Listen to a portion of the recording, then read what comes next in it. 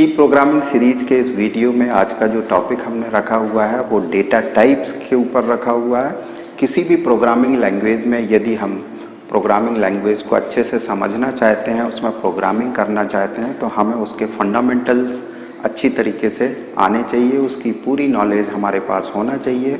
और इसी क्रम में डेटा टाइप एक बहुत ही इम्पॉर्टेंट चैप्टर होता है।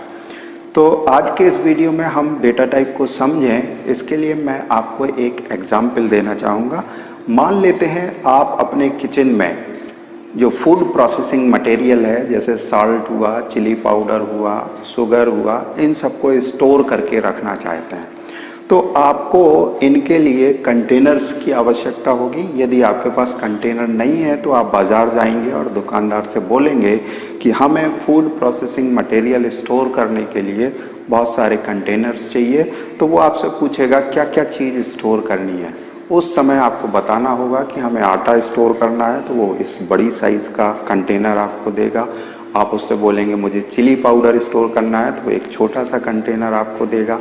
आप उससे बोलेंगे हमें शुगर स्टोर करके रखनी है, तो वो आपको एक मीडियम साइज़ का कंटेनर देगा। मतलब ये है कि आपको जिस साइज़ का कंटेनर चाहिए है, जो मटेरियल आप स्टोर करने वाले हैं उस पर डिपेंड करता है। आपको दुकानदार को बताना पड़ा कि हमें क्या चीज़ स्टोर करनी है, और दुकानदार ने उस मटेरियल की साइज़ और क्वांटिटी के हिसाब से आपको कंटेनर उपलब्ध कराए।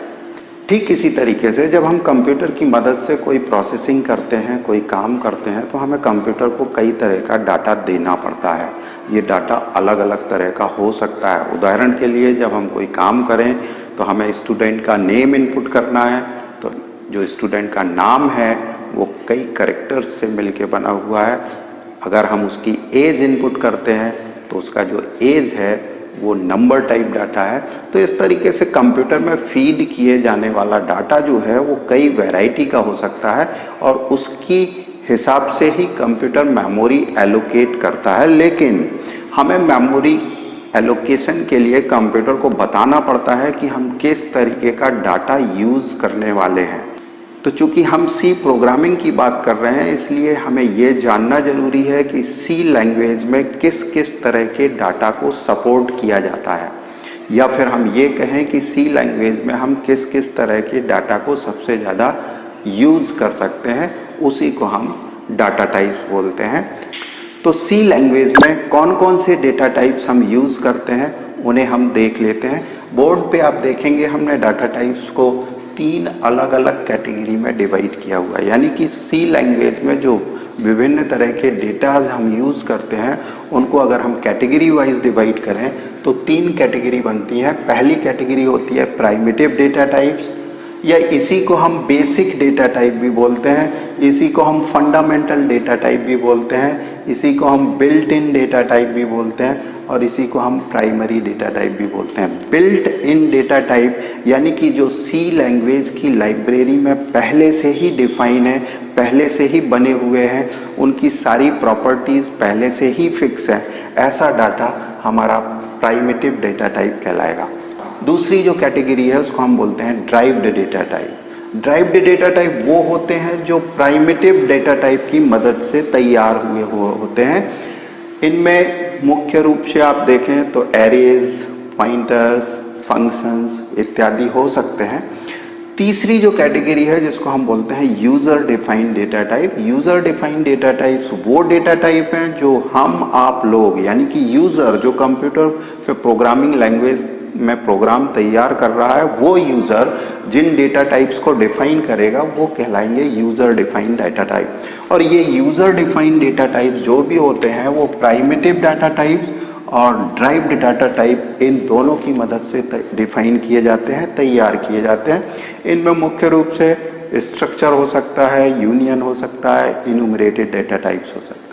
तो इस तरीके से जो ड्राइव्ड और यूज़र डिफाइंड डेटा टाइप्स हैं इनको हम और डिटेल में आगे किसी वीडियो में देखेंगे, क्योंकि सी लैंग्वेज में ये चैप्टर वाइज टॉपिक्स होते हैं, इसलिए इनको अभी हाल फिलहाल हम नहीं देखते। हमारा कंसंट्रेशन मेन फोकस जो है प्राइमिटिव डेटा टाइप या बेसिक फंडामेंटल डेटा टाइप्स पे होता है।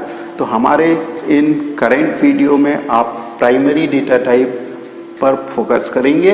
इन प्राइमरी डेटा टाइप में मुख्य रूप से अगर आप देखें तो एक इंटीजर डेटा टाइप होता है जिसको हम INT के द्वारा रिप्रेजेंट करते हैं, यानी कि ऐसे नंबर्स जो हैं जो जिनमें डेसिमल पॉइंट नहीं होता, जो होल नंबर्स होते हैं, उनको हम इंटीजर नंबर्स बोलते हैं।